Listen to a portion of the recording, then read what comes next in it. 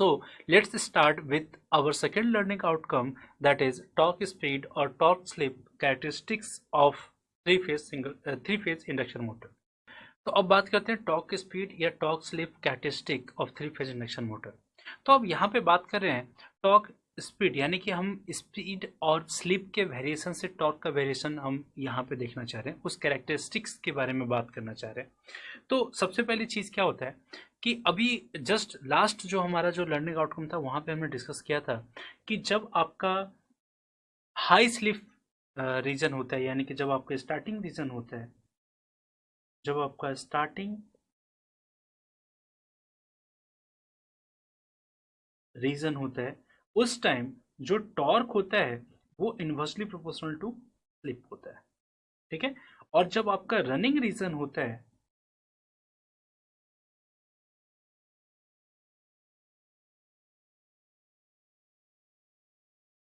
तो इस टाइम जो आपका टॉर्क होता है वो डायरेक्टली प्रोपोर्शनल टू स्लिप होता है, ठीक है।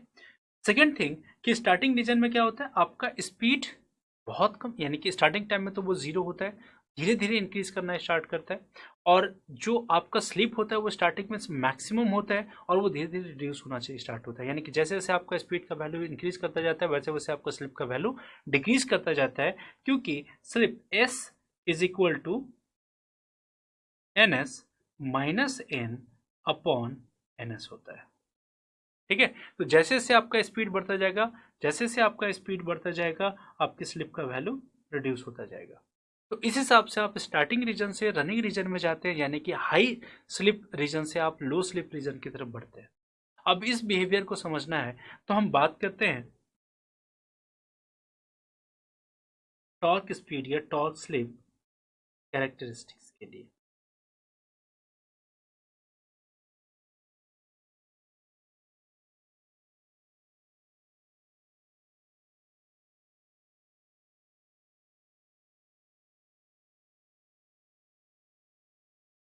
उसका वैल्यू डिक्रीज होता है, ठीक है। अब क्या है, ये जो आपका ओरिजिन पोजीशन है, ओरिजिन पोजीशन पे क्या होता है, आपका रोटर का जो स्पीड होता है वो जीरो होता है, यानी यहाँ पे जो एन का वैल्यू है वो जीरो है और एन का वैल्यू जीरो है, तो जो आपका स्लिप होगा एस वो वन होगा, ठीक है। और इस टाइम आपको जो टॉर्क मिलता है आप उसे बोलते हैं स्टार्टिंग टॉर्क।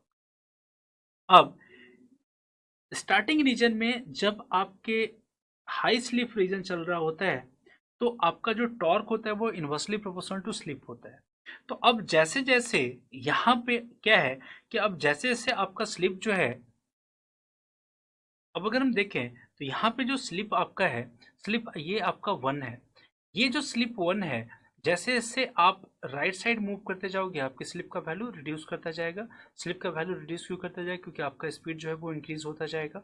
तो अब अगर देखें तो एस वन यानी कि स्लिप जो है आपका वन है, दैट मीन्स कि ये इसका मैक्सिमम वैल्यू है और अब इससे इसका वैल्यू इंक्रीज नहीं कर सकता, अब डिक्रीज हो सकता है, ठीक है।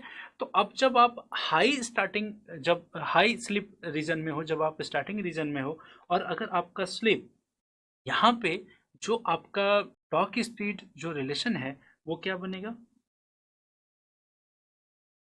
अब हम यहाँ पे देख रहे हैं कि जो आपका यहाँ पे जो y एक्सिस है उस y एक्सिस पे आपका टॉर्क है, टॉर्क का वैल्यू, और जो x एक्सिस है वहाँ पे स्पीड है आपका इंक्रीजिंग ऑर्डर में, और जो स्लिप है वो डिक्रीजिंग ऑर्डर में है।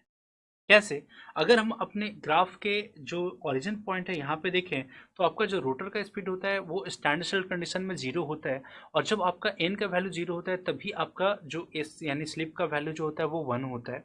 तो यहाँ पे स्लिप का वैल्यू आपको वन मिल रहा है जो कि आपके स्लिप का मैक्सिमम वैल्यू है। अब धीरे धीरे क्या होगा कि आपका जो स्टैंड स्टिल कंडीशन है उससे आपका जो रोटर है वो रोटेशन मोड में आना स्टार्ट होगा, उसका स्पीड इंक्रीज होना स्टार्ट होगा, और जैसे जैसे उसके रोटर का स्पीड इंक्रीज होता जाएगा वैसे वैसे उसके स्लिप का जो वैल्यू होगा वो डिक्रीज होता चला जाएगा। तो इस हिसाब से क्या है कि जो आपका S is equal to one है वो आपका डिक्रीज होना स्टार्ट होगा, और जो आपका रोटर का स्पीड है एन वो आपके एन एस के बराबर अगर यहाँ पे होता है तो आपका जो स्लिप होगा एस वो यहाँ पे 0 हो जाएगा। अब अगर फर्दर आपका जो स्पीड है वो इंक्रीज होता चला जा रहा है तो आपका जो स्लिप है वो नेगेटिव होता चला जाएगा। और जैसे ही आपका रोटर स्पीड आपके 2ns के बराबर होगा, आपका जो स्लिप होगा वो यहाँ पे -1 के बराबर हो जाएगा। ठीक है। अब अगर हम बात करें कि इस साइड जब जो आपका जो रोटर का स्पीड है, अगर जिस डायरेक्शन में आपका रोटर रोटेट होना चाहिए था, अगर आप उसके अपोजिट डायरेक्शन में टॉर्क अगर अप्लाई होने लग जाए तो क्या होगा, जो आपका स्पीड है वो रिड्यूस होने लग जाएगा। और जो आपका स्पीड रिड्यूस होने लग जाएगा यानी कि अगर रोटर का स्पीड अगर -ns के बराबर हो जाता है तो जो आपका स्लिप होगा ये 2 हो जाएगा। तो अब यहाँ पे अगर देखें तो सिंपली आप ये चीज देख सकते हो कि जब स्टार्टिंग कंडीशन पे क्या है कि जब आपका स्टार्टिंग कंडीशन हो रहा है तो वहां पे जो n इक्वल टू 0 था वहां पे s का वैल्यू 1 था और वो आपका हाई स्लिप रीजन था। लेकिन जैसे जैसे s का वैल्यू 1 से डिक्रीज करना स्टार्ट करेगा तो स्टार्टिंग रीजन में क्या है, अगर आपके स्लिप का वैल्यू रिड्यूस करेगा तो टॉर्क का वैल्यू इंक्रीज करेगा। तो आप देख रहे हो जो टॉर्क है वो इंक्रीज कर रहा है।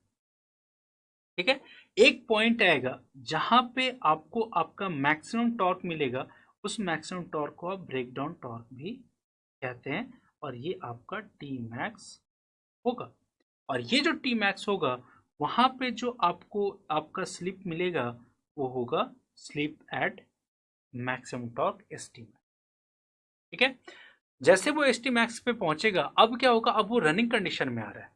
ठीक है। यानी कि जब आपका जो रोटर का स्पीड है वो सिंक्रोनस स्पीड को अप्रोच करना स्टार्ट कर रहा है तो उस कंडीशन में क्या है कि जैसे ये रनिंग कंडीशन में आएगा आपका जो टॉर्क है वो डायरेक्टली प्रोपोर्शनल टू स्लिप हो जाएगा। और फर्दर चूंकि आपका स्लिप रिड्यूस हो रहा है तो आपका टॉर्क का वैल्यू भी रिड्यूस होगा।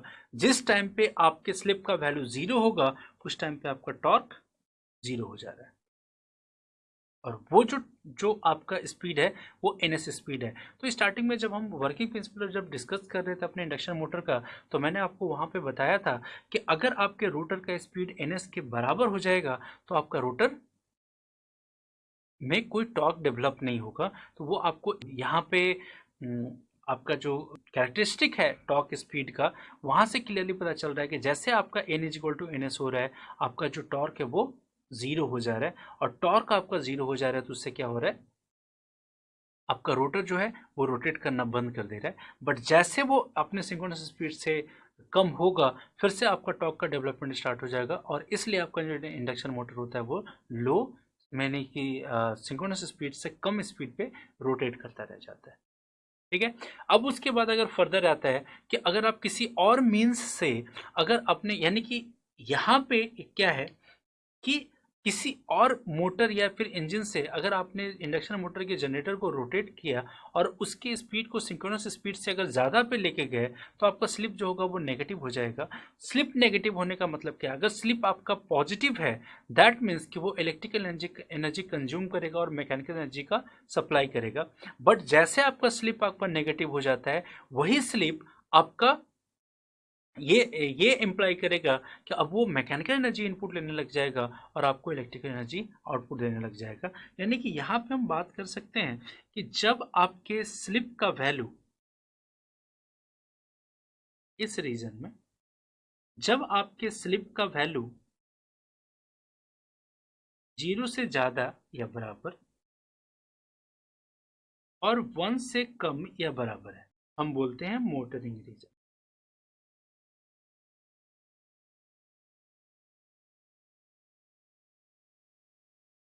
जब आपका मोटर इलेक्ट्रिकल पावर कंज्यूम कर रहा है और मैकेनिकल पावर आउटपुट पे दे रहा है। बट अगर किसी और मोटर या इंजन से अगर आपने उसके रोटर को सिंक्रोनस स्पीड से हाई स्पीड पे लेके जाए तो आपका जो स्पीड जो स्लिप होगा वो नेगेटिव हो जाएगा। यानी ये रीजन जो है जब आपका स्लिप, तो ये जो रीजन है इस टाइम में क्या कर रहा है आपका जो मोटर है वो मैकेनिकल एनर्जी कंज्यूम करना स्टार्ट कर रहा है और इलेक्ट्रिकल एनर्जी सप्लाई करना स्टार्ट कर रहा है। दैट मीन्स कि ये आपका जनरेटिंग रीजन हो जाएगा। ठीक है। दैट मीन्स कि जो आपका इंडक्शन जनरेटर यानी कि सिर्फ और सिर्फ आपका इंडक्शन मोटर ही नहीं होता, आपका इंडक्शन जनरेटर भी होता है। और अगर आपको इंडक्शन मशीन को इंडक्शन जनरेटर बनाना है तो क्या करना पड़ेगा, आपके रोटर के स्पीड को उसके सिंक्रोनस स्पीड से हाई स्पीड पे लेके जाना पड़ेगा। जैसे आपके रोटर का स्पीड आपके सिंक्रोनस स्पीड से ज़्यादा होगा, वही आपका जो इंडक्शन मोटर है वो इंडक्शन जनरेटर की तरह काम करने लग जाएगा। जहाँ मोटर के केस में वो इलेक्ट्रिकल एनर्जी कंज्यूम करके मैकेनिकल एनर्जी सप्लाई कर रहा था, अब जनरेटिंग मोड में वो मैकेनिकल एनर्जी कंज्यूम करके इलेक्ट्रिकल एनर्जी सप्लाई करने लग जाएगा। और ये जो आप जो इंडक्शन जनरेटर है, अगर मैं बात करूं कि इसका आप एप्लीकेशन कहाँ पे करते हो, तो जो आप जितने भी विंड पावर प्लांट जो आप बनाते हैं वहाँ पे जो आप जनरेटर यूज करते हैं वो आपका इंडक्शन जनरेटर होता है।